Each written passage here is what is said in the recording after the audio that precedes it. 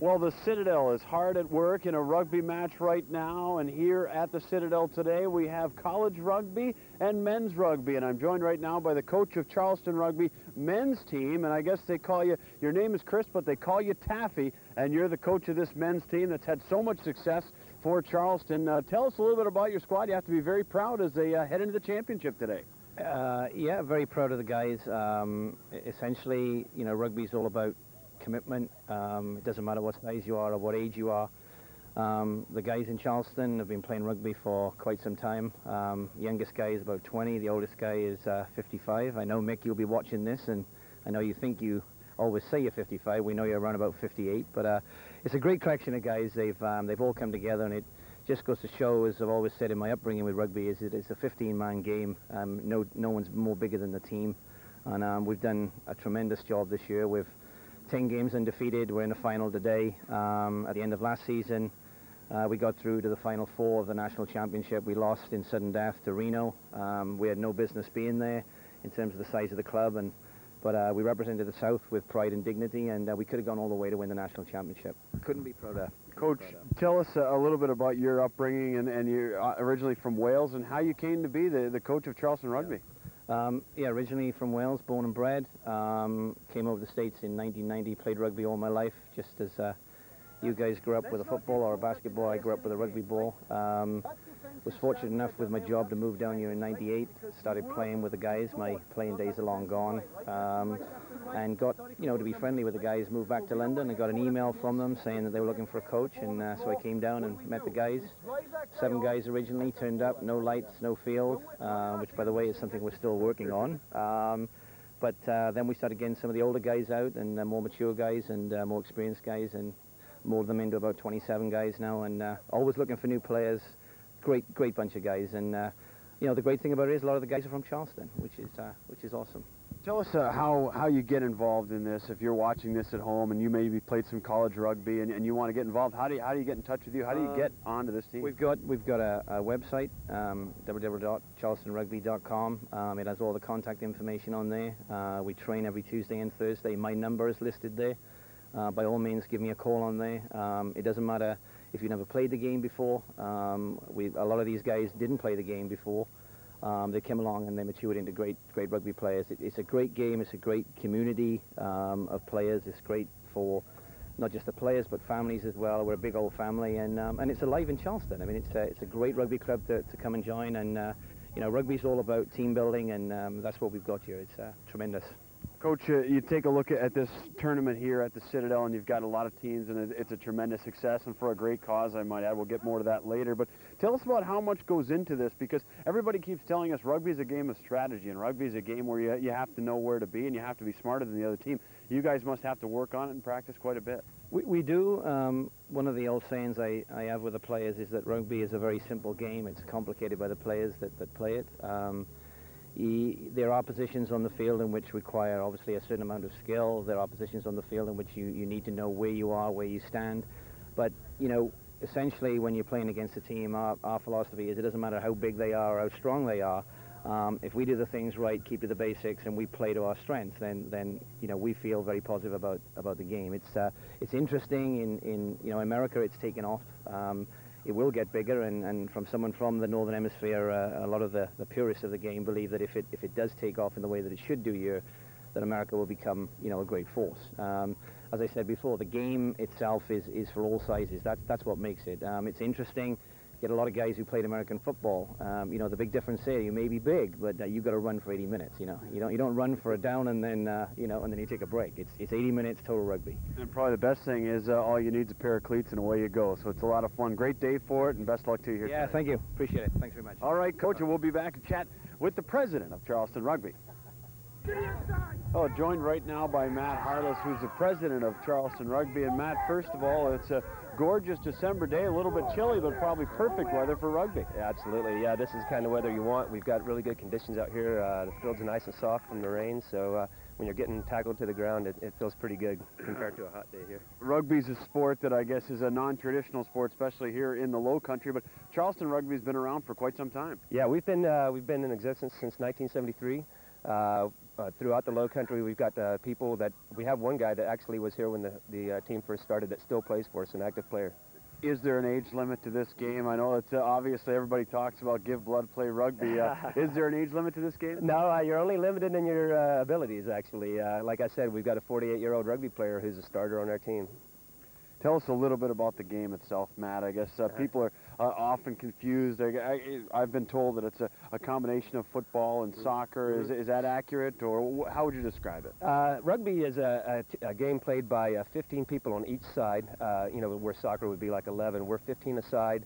Have basically forwards and backs. The forwards are typically the bigger guys, you know, and they get down in what we call the scrum, where there's a big pile of people. We feed the ball in and the ball comes out. And our backs are typically our quicker guys, and they do a lot of the running of the ball itself.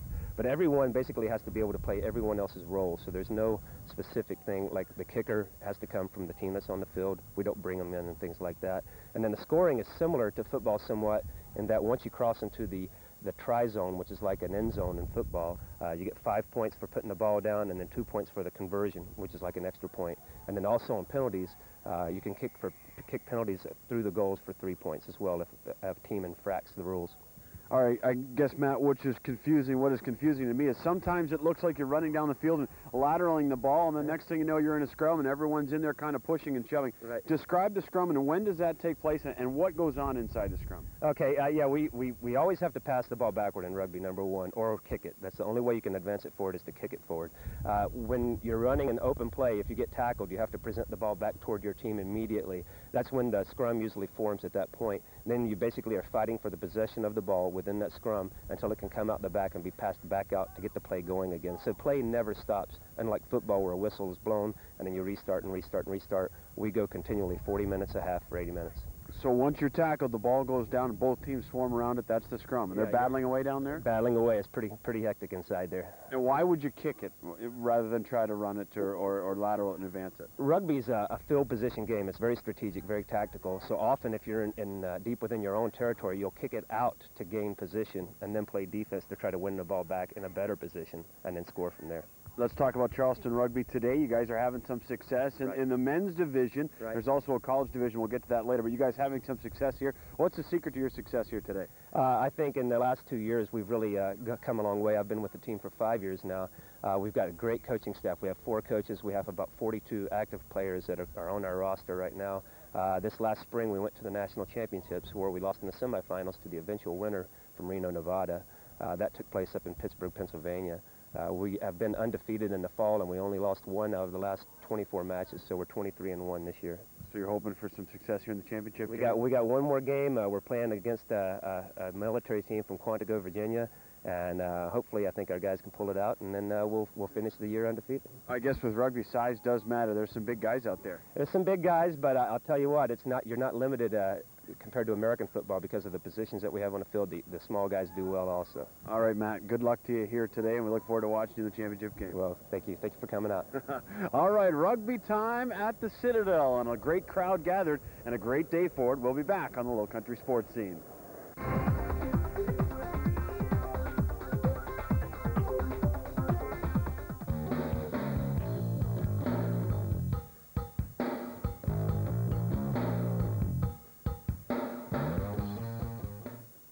Welcome back to the Low Country Sports Scene as we continue to talk about rugby, and we're joined right now by your typical rugby player, Bob Cichola. First of all, Bob, what the heck's going on? You got a big lump on the side of your head. It's been a rough tournament to this point. Do I? Yes.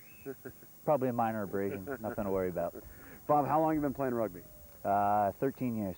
13 years, and where did you first learn how to play? In college, up at Cortland State, upstate New York. Ithaca area up there in beautiful God's country, you might call it. Absolutely. Bob, tell us a little bit about today's tournament, and after playing for 13 years, the wear and tear it takes on your body physically. Absolutely. But the older you get, the smarter you get. So just got to play hard and harder than your competition, and the weak link drops. I want to talk a little bit, and we talked to one of your coaches about what goes on in the scrum, and they talk about football, how when you get underneath there and there's some pushing and shoving, what goes on in the scrum in rugby? Is it pretty gentlemanly, or is it going right after one another? I can't divulge any of that information.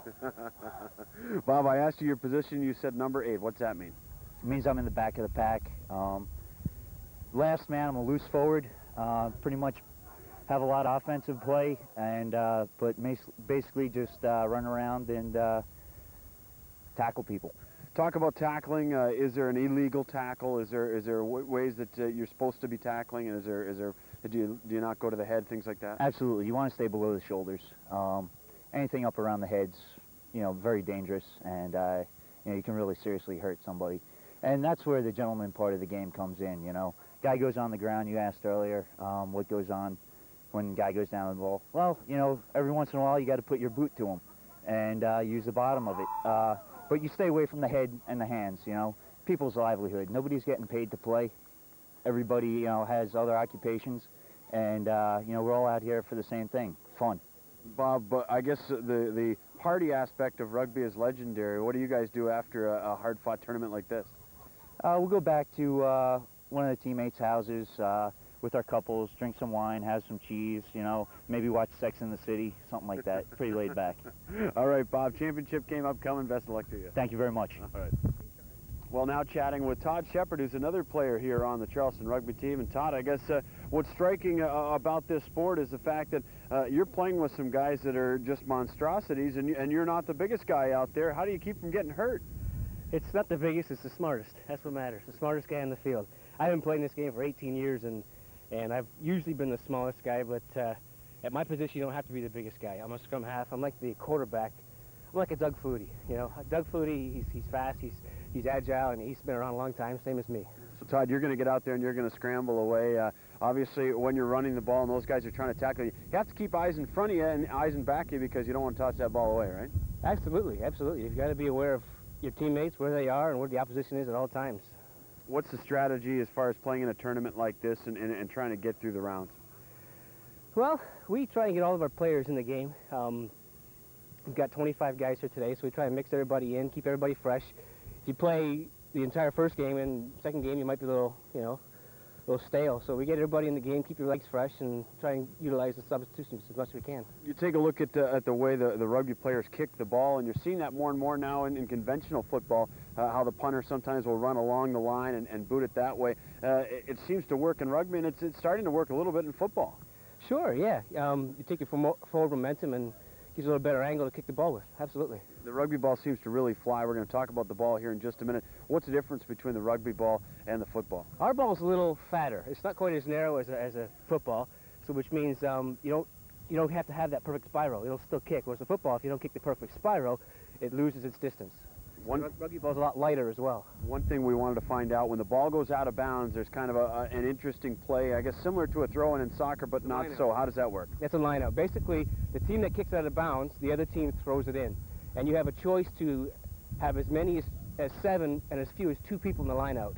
And then what you want to do is throw the ball down the center of the line and lift your guy to pick and catch the ball.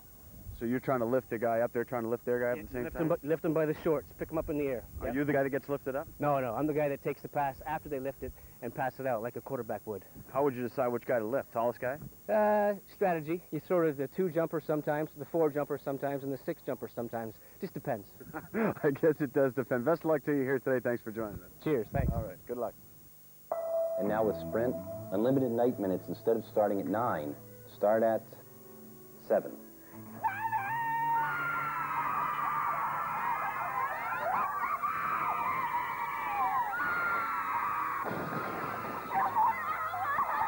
When your calls are clear, wait till I tell them about the nationwide network. Now with Sprint, on any new service plan, you can get 2 more hours of weeknight calling. Question yourself, the world, and all the possibilities. Think about the future. Embrace technology. Explore your potential. Discover new opportunities. Demand the best. Innovation in education. Change perspective. Grow and achieve more. Connect.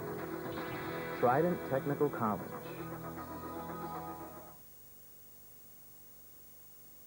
Well, I guess the main thing about a rugby match is, in fact, the ball. And as you can see, it looks like a football, but it's a lot bigger than a football, and there's no laces. It's very slick. There's no way you can get a grip of this thing and advance it down the field. It's pitched back and it's kicked. It's soft like a soccer ball with no laces, a lot bigger and a lot slicker than a conventional football. You have to get to know how to handle these balls in traffic if you're going to play the sport of rugby.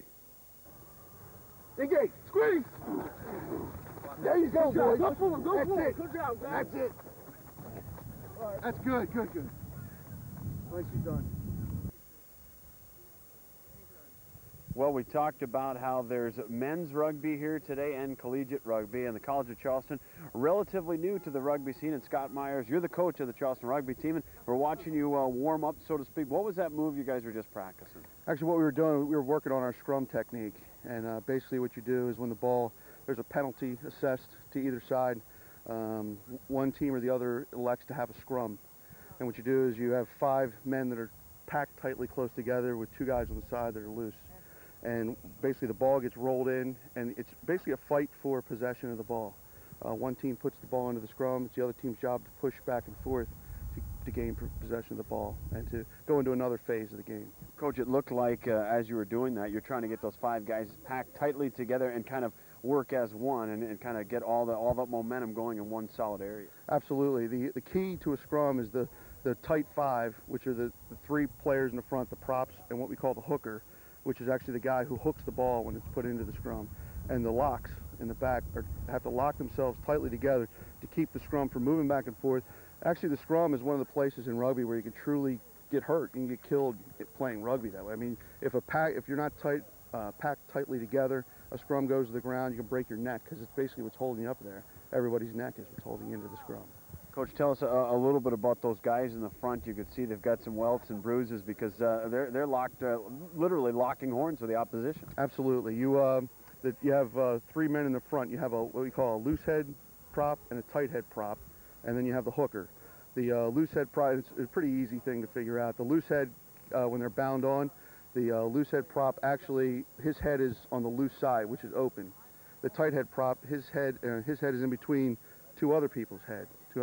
So your strength is in your neck and the way you can drive the opponent. There's a couple of techniques that you can get in there, and if you don't get your ear ripped off, doing it. So.